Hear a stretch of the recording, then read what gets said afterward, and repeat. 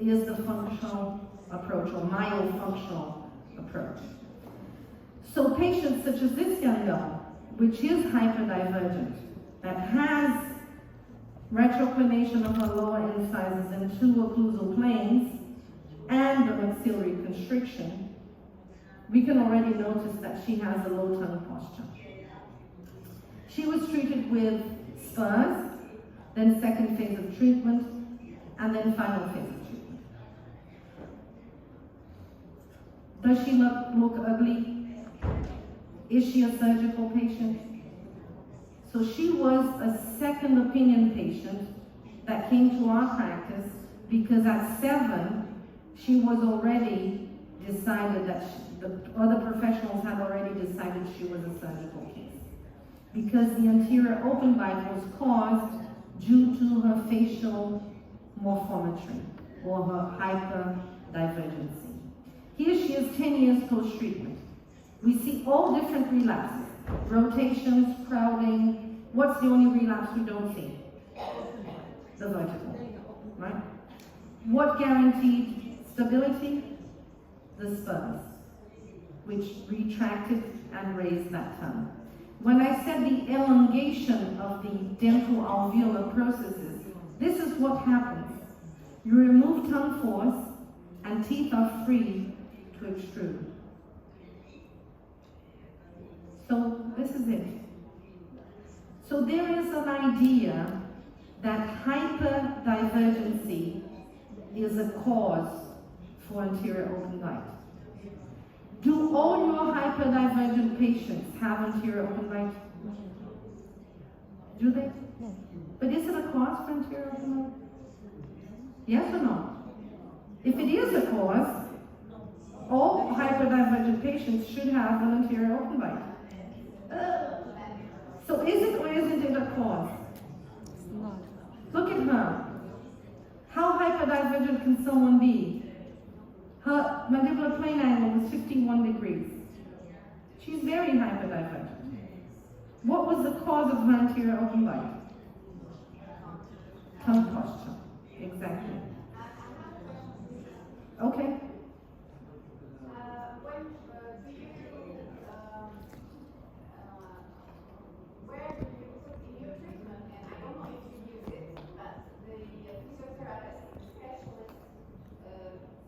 The speech therapist.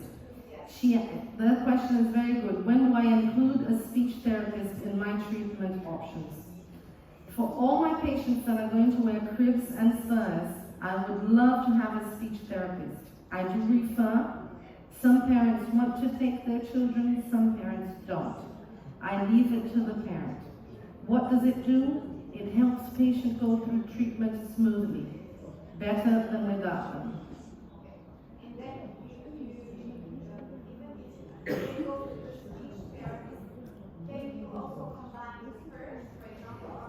I do all the time. The problem now is the speech therapist, because in general, speech therapists are purists and they think their work is enough to get a patient out of the habit. Unfortunately, in my humble experience, it is not. The automatization of the problem is very hard, especially in raising the tongue. So if you don't have the help of appliances, you won't be successful. You're welcome. So even if I know the patient is surgical, such as in this case, I know this is a surgical case. But I know it's not hyperdivergency that is causing the open bite. What is causing the open bite is mouth breathing, tongue posture, maxillary constriction, retroclined lower incisors.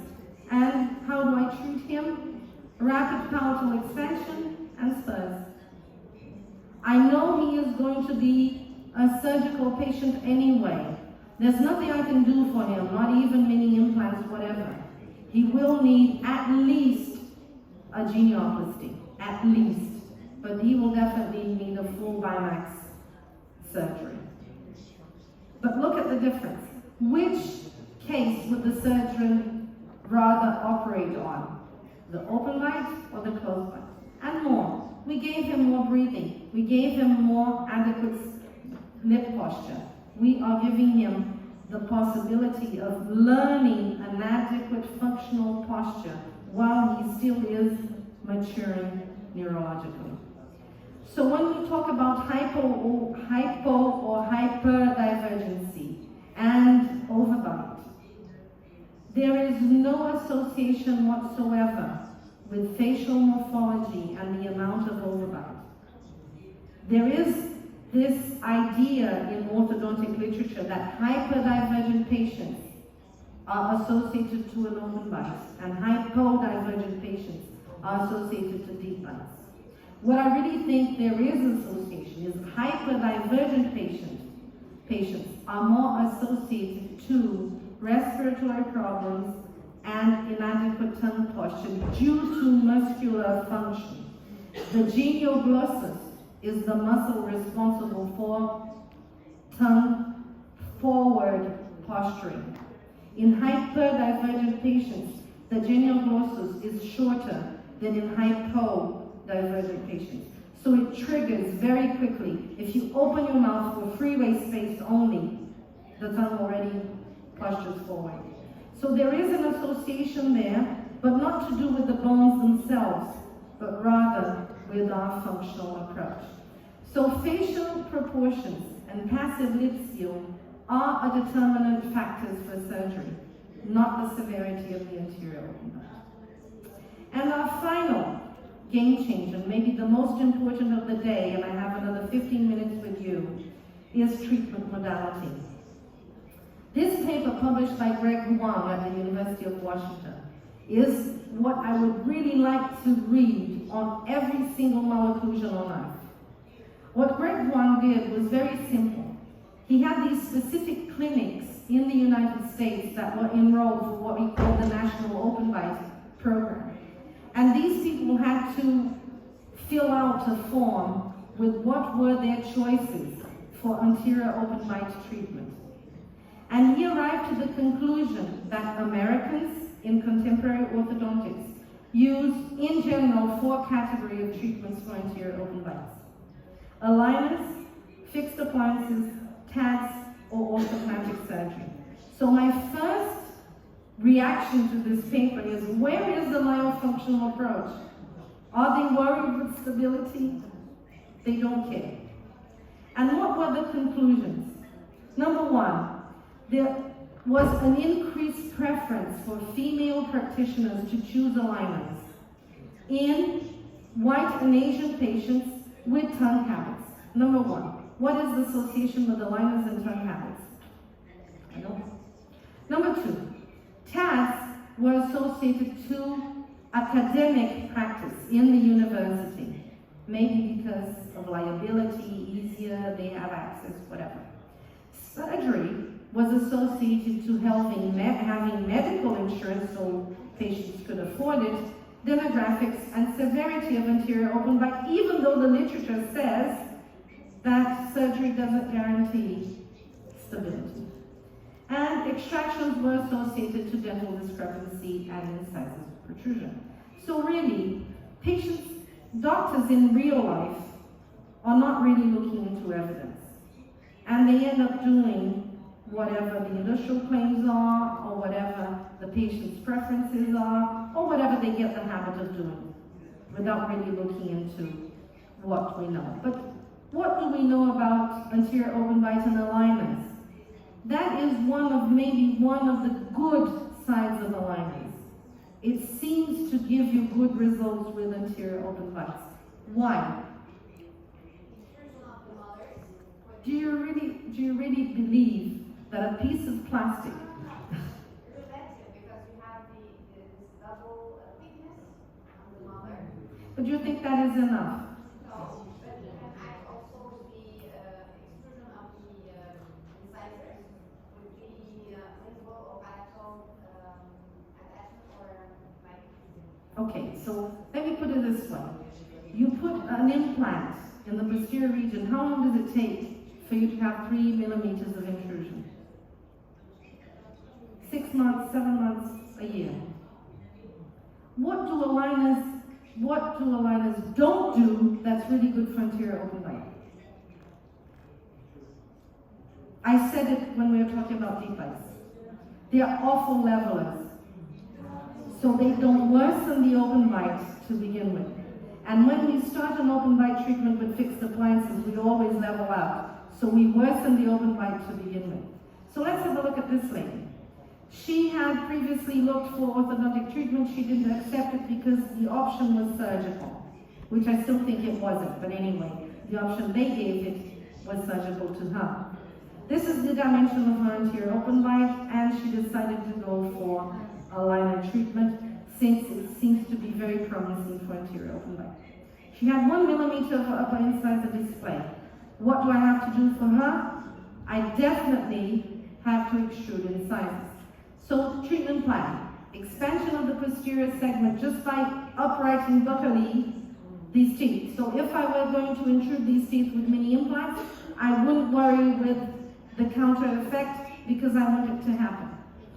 I want to extrude these teeth, and I can do that with vertical elastics associated to aligners. And molar intrusion with that relative 1 millimeter that I have of plastic, which could allow for some mandibular rotation and extrusion of her lower incisors. Here she is after 2 sets of 30 aligners. We really have to create these curves of speed. It really has to look awful. You have attachments in all teeth, otherwise you won't be able to do this movement. And you have an extra piece of plastic between molars. Can you see that? Those are occlusal bubbles you can ask for, which they serve as bite blocks to reduce extrusion of these teeth. Here she is during treatment, a lot of rubber bands, a lot of extrusion, a lot of correction of this malocclusion through extrusion. This is her final smile after 60 aligners, 60. And this is her final occlusion, which is not very good. We asked her to do some recontouring with restorative dentistry. She didn't want to. So what did we get? This is what we got. Minor upper incisor extrusion, even though I had all those attachments. Minor molar and premolar intrusion, about 1 millimeter with those bite blocks. And a lot, really a lot of lower incisor extrusion. And this lower incisor extrusion happens all the time. And I think it has to do with the counter effect of leveling this curve of spine. We still don't know, but you're going to get much more lower incisor extrusion than upper incisor extrusion. Anyway, it is promising, isn't it? It is promising. The fact that it doesn't level out as well doesn't worsen the initial malocclusion. Here she is regarding small aesthetics. You can see there was some improvement. That minor amount of extrusion was enough to improve her small aesthetics. Is this new? Using bite blocks to correct anterior open bite is not new at all. The literature has shown many cases with the association of posterior bite blocks with regular appliances. What's the use of the posterior bite block? To avoid extrusion of posterior teeth while leveling out.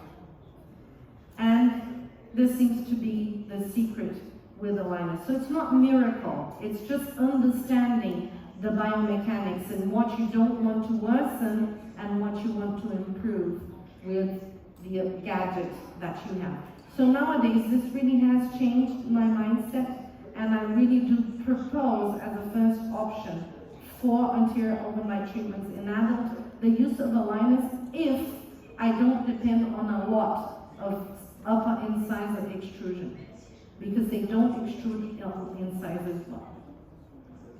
So it's really not about the appliance. It's all about treatment planning. It's about knowing